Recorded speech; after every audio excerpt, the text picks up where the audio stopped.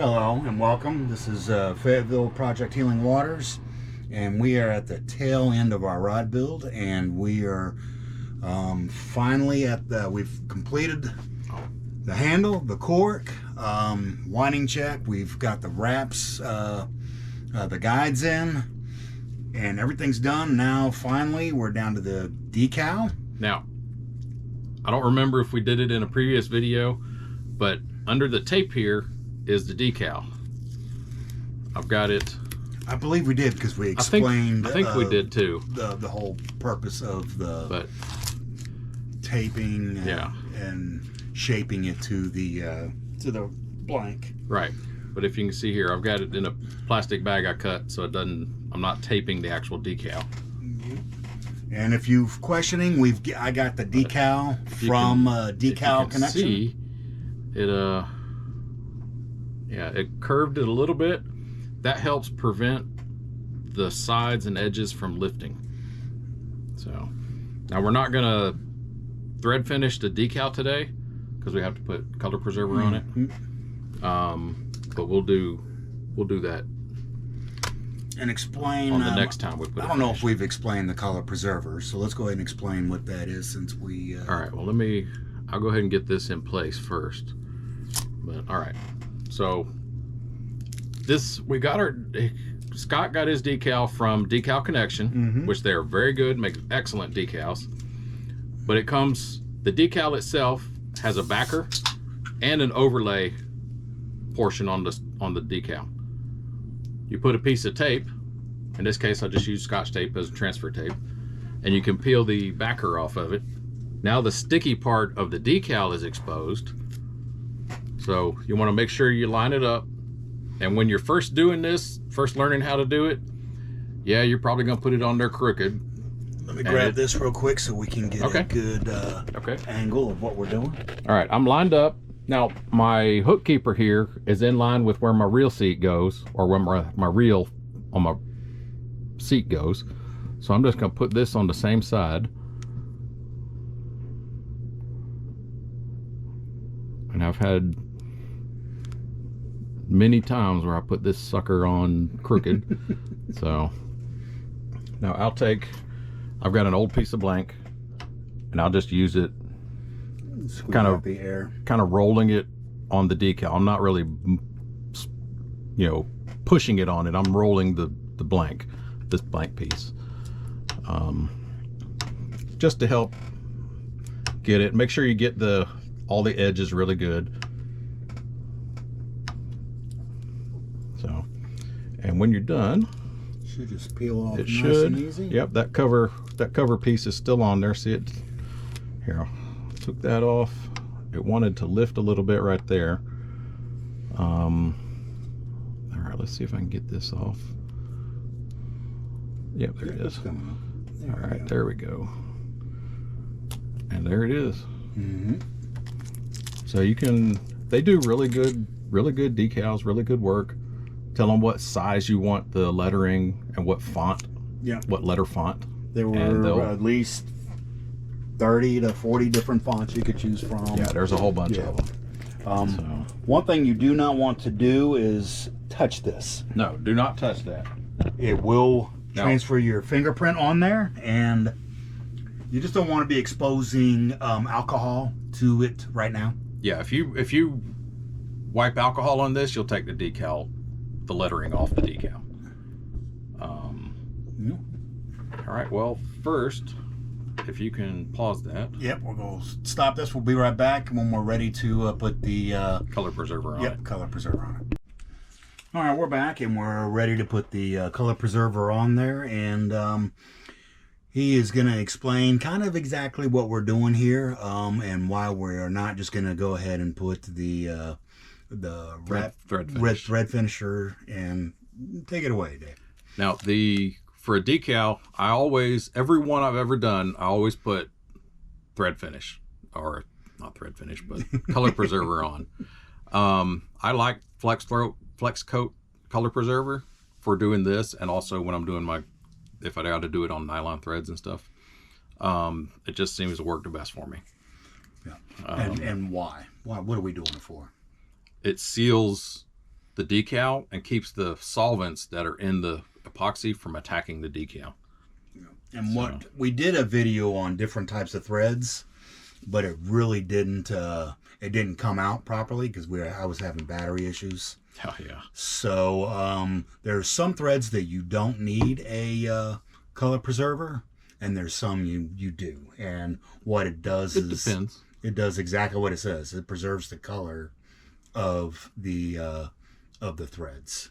Yeah, it prevents it from soaking, making it go translucent, because nylon thread will go translucent without color preserver. Now you see me, I'm just putting it on the decal, blowing any bubbles that might be, or popping any bubbles that might be on there.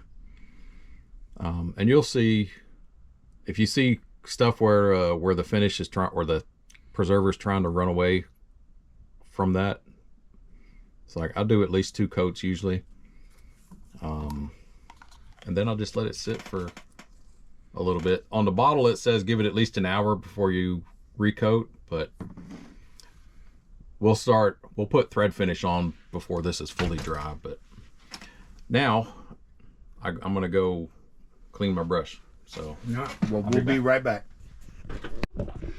Okay, we're back, and now we're putting the resin together. And the resin that we are going to be using on this rod is Generation 4. Generation 4. Yep. And it's a part A and a B. Now we have the little inserts in the bottles for the syringes. I have labeled these part A, part B, catalyst, resin. Match the syringe to the right bottle, because if you don't, it will cure in your syringe. And I've already had to clean that up once with someone at Healing Waters. So. Yeah, I'm sure. But all right, if you're for your personal use, this is how my bottles stay. The syringe stays in the cap. Now, if you're traveling, moving around, and you got to take them out, make sure you put them in the right bottle. So, excuse me a second.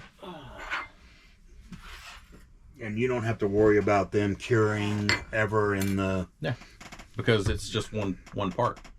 One part doesn't cure by itself. Now, as far as someone like me who will build a rod maybe once every 3 months, put the cap on it and and he keeps his stuff inside the house where it's climate controlled. So I wouldn't advise leaving it out in the garage or the heat doesn't really, like over the summer and stuff out in the garage, doesn't really bother this stuff. At least I haven't seen it do that. But the cold will crystallize it, and then you'll have to heat it up to get rid of the crystals. Yeah. So now what I'm doing here, I'm just moving stuff around, getting rid of any air bubbles that might be around where the syringe is. And measuring, how would you measure just for if you're doing one rod? 3 milliliters. The syringe and the rod building syringes are measured in milliliters.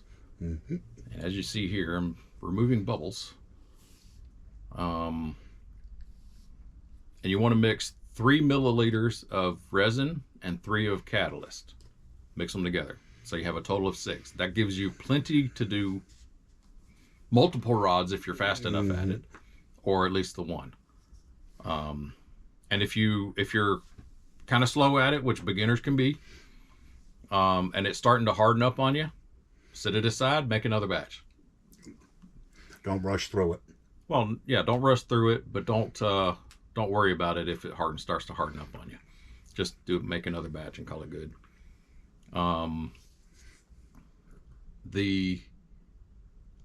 I kind of did, this was a long while back, I did kind of a cost, how much it costs for each coat of thread finish, and it's like maybe 60 cents. Yeah. So it ain't worth worrying about wasting it. And it's not that expensive anyway. No. Now granted, these are large bottles, but these were for the program.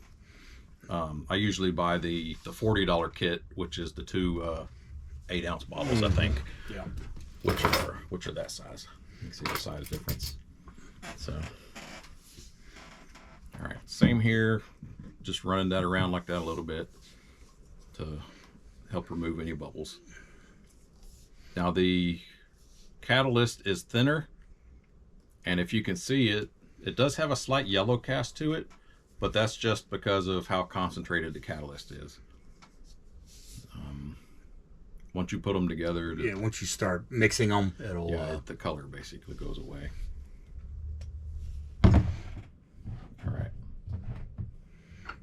All right, I have a little stainless steel mixing cup. You can use plastic, whatever you want. I ordered a whole bunch of plastic ones. I think it was like 1,000 for like maybe $10. I got some over here. And I'll put that into the it's basically a little measuring cup. Sure. Little measuring cup, mixing cup. And I'll put that link into the video as well. All right. Of everything that I'm using. I have found the resin or the catalyst, part B in this case, is thinner than the catalyst. So I always put the thinner, whichever version or whichever part of it is thinner, in my cup first. Make sure you put it back on the right bottle.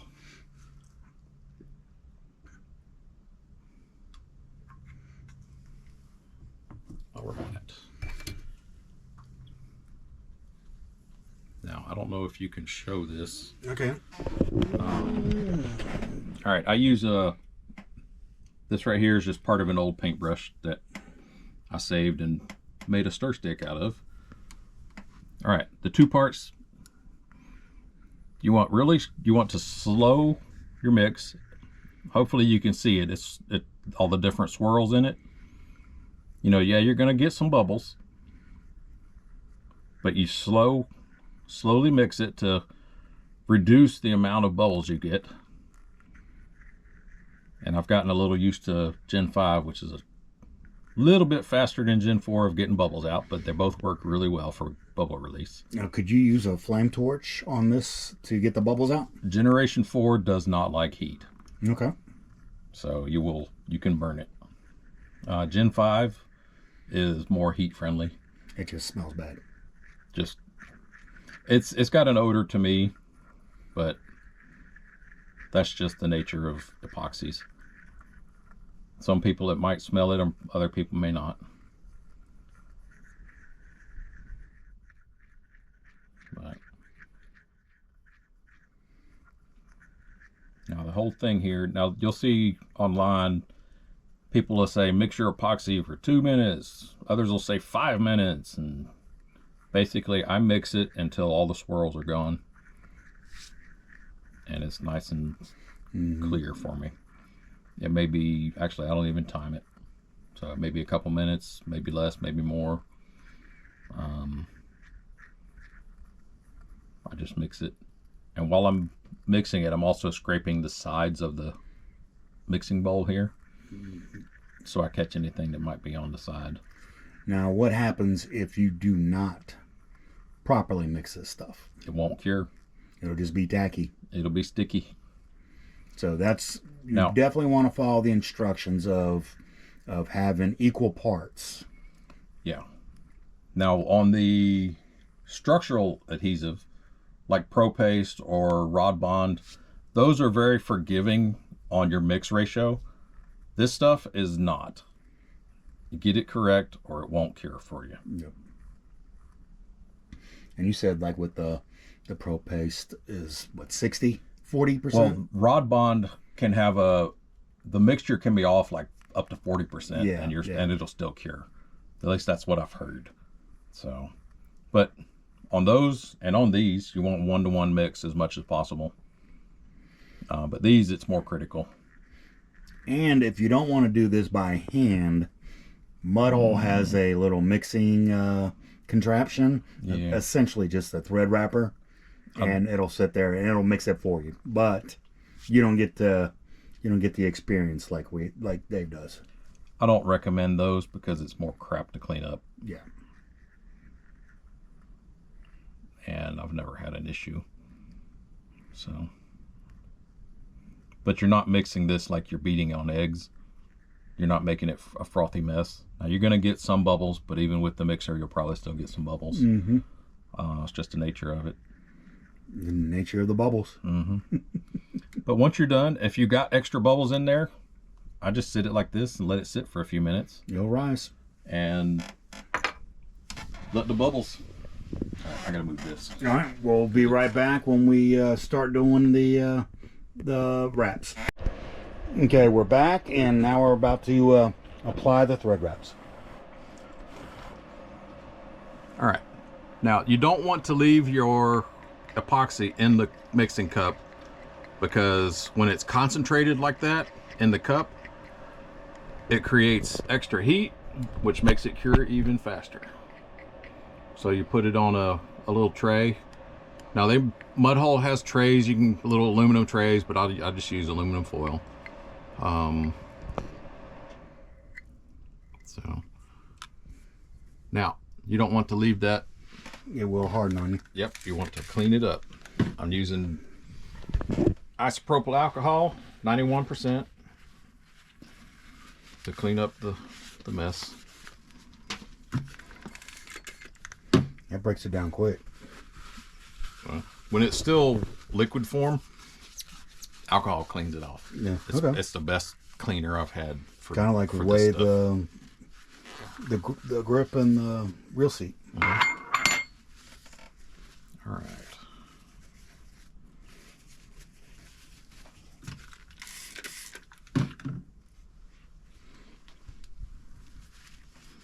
All right, I clean my mixing stick. Now, if you're using the little paper sticks, just throw them away. Don't worry about them. Wooden sticks? No, they're little, like sucker sticks. Now, could you use popsicle sticks? Nope. It's too porous. It make bubbles. Oh. All right, so it's spreading out in my little tray here. I get these brushes off of Amazon. That's the cheapest place to find them. And they work really well. Single use. Once you're done with them, don't worry about trying to clean them. Just throw them away. Yep. Now, starting off, I'll have all of my guides up, and at the guide foot, I'll basically just put a drop of finish.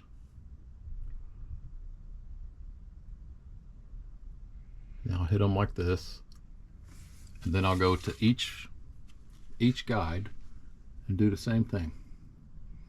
And this helps the thread finish to soak into the threads around the guide foot before you really start working on all of it. There you go. I need to turn that light on. All right, hold on a sec. Let there be light. All right. One more. Let's see, we got a couple more on this, on these sections. And this is a pretty easy one to wrap because it's all single foot guides. So.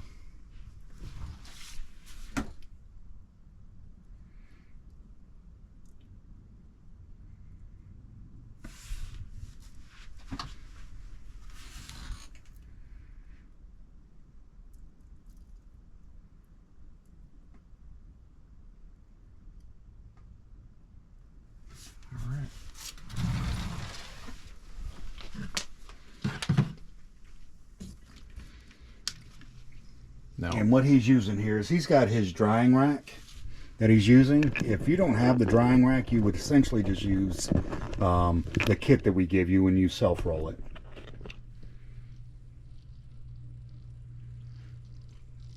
Now, putting on the thread finish, I like doing it this way when it's on the dryer.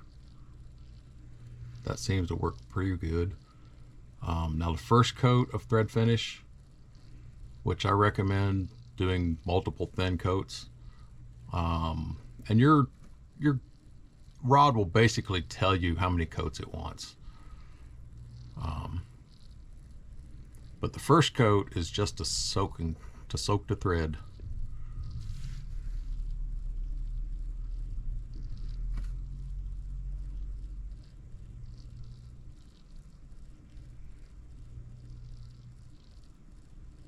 So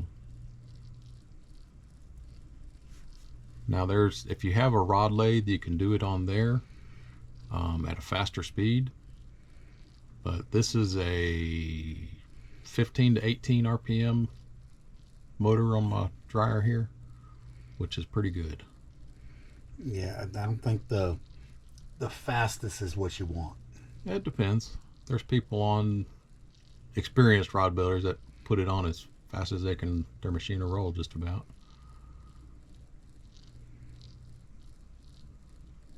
But I'm never in a hurry, so this has always worked well for me.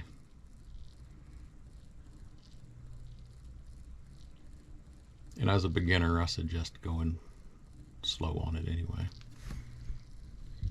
Now, if you need to, your rod dryer too is typically a clockwise, counterclockwise motor. And I'm just running it backwards a little bit to get around the foot of my winding check there. Oh yes, in case I haven't mentioned it, the thread finish likes it when it's over 70 degrees in your room.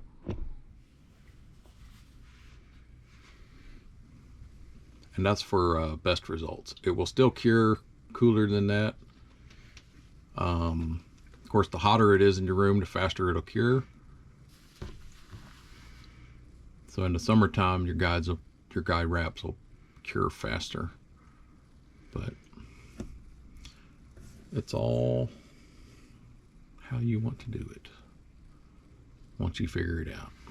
So essentially it's putting it on, smoothing it out, and then kind of taking it off. You see how he's creating a bubble underneath the brush? Yeah, that's if you watch any of the flex coat videos on YouTube, they call it riding the wave, because you ride the wave of the finish. So, and I'm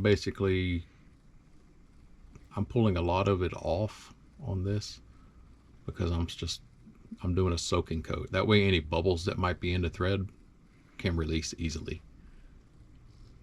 So, and whatever, if you got little thread stick-ups and stuff, you'll catch that on either after this dries, and you can trim them off with the razor blade. And if you don't do it on this coat, you can catch it on the next one. So, all right. Now this is a little thinner than my brush, so I have to be careful.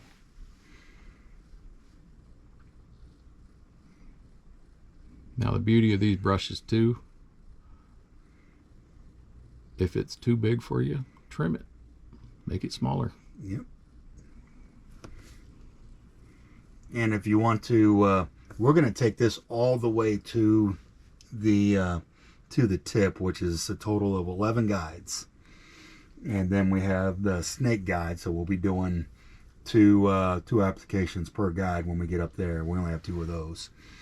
But yeah, if you have this step pretty much, you can go ahead and fast forward through the video and get to those. Yeah, we probably won't show all the guides, but it's basically the same thing all the way around. Just because I'm sure it's like,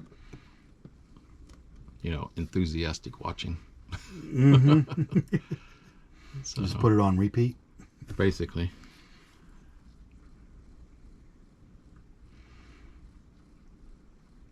And we're also going to be doing a tiger wrap that I'm doing on a spinning rod spinning rod, which will be in a different video, but it'll be in basically the same playlist.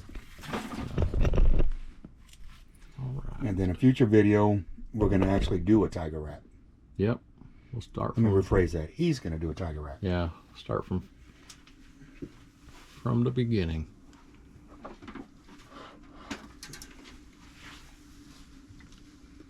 I must say, this is probably the quickest part of the rod that we've done this far, as far as filming.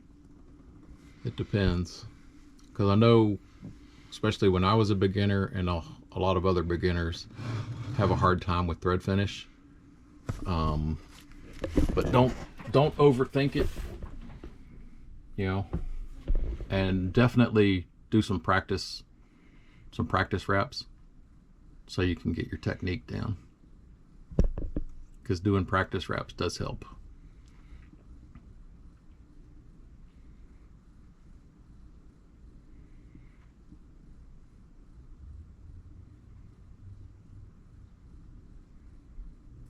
All right, now I went way over the thread there, but it's okay. Yeah, it's still gonna fish. Yep. All right. Now. So now what he's gonna do is he's gonna take this and put it on a drying station. Now I'm moving it back here and putting it on. He's got 3 to 4 different drying stations. I've got 4 of them on here right now. So.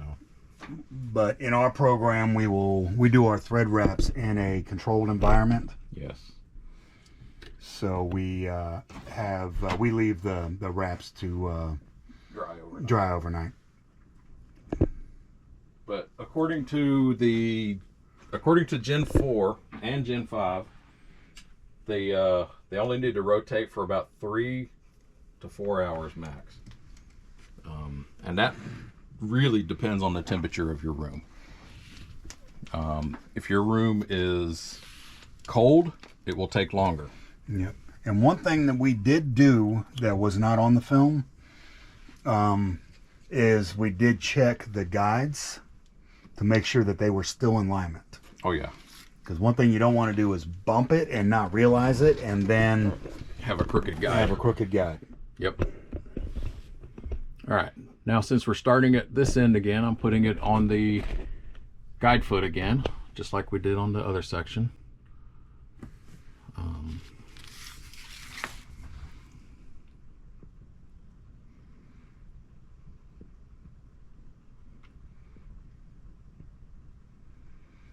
right. Now, this rod is a little different than your standard fly rod, because this is a 11 foot long nymphing rod. So, but it was what we were building at the time. Basically the same principle. But yeah, everything's the same. And depending on the size of the fly guide or fly rod that you're building, you may do single foot guides like this, and you may do double foot guides, the double foot snakes. So, because let's see. We give them a choice, don't we? No, all the guides that we have for the 5 and 8 weights are double foot. Oh, so just because it's easier to buy all of the same thing at one time. But when you're building on your own, if you want to, you buy what you want. So. Now we went just black thread on the last couple of guides, just for visibility for whatever might be in the water. Yep.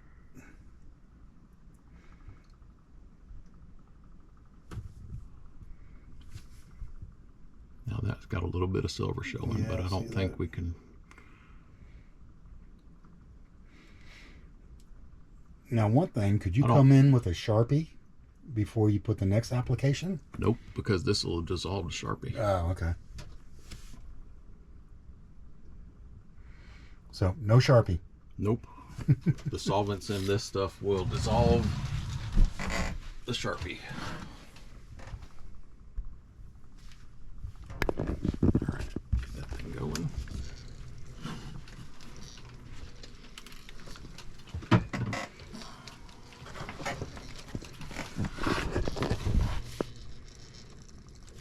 right.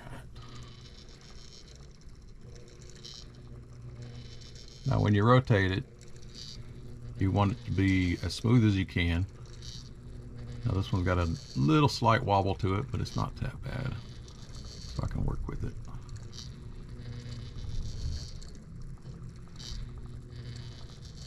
Part of that is because of the extension. The extension, yeah. Because we're using a mud hole extension, which works really well. Yeah. So now when you're on the ferrule, you want to make sure that you're not getting it on the extension and gluing your ferrule to the extension. Mm-hmm. So when you're done with your thread finish, you might check that and make sure you didn't. Yeah, pop it, make sure it's not not going to be stuck. It's one of the reasons I have tape on my extension, just in case I do. It'll come off. Sounds like you've done it before. Yep. I've definitely gotten glue on them, or the epoxy here. And they're not expensive, but the last thing you want to do is to have to buy equipment over carelessness. Yep. Or another blank, which does get expensive. That does get expensive.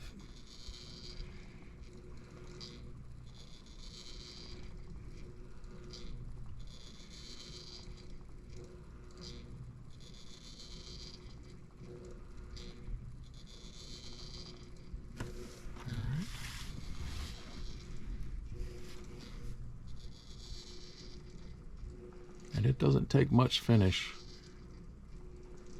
Now the reason we used the 3 milliliters of each component is not so much to have a lot of it, it's to make it easier to mix. So you can mix it in smaller amounts, but it is definitely harder to mix and harder to get correct. So I do not recommend that if you're a beginner.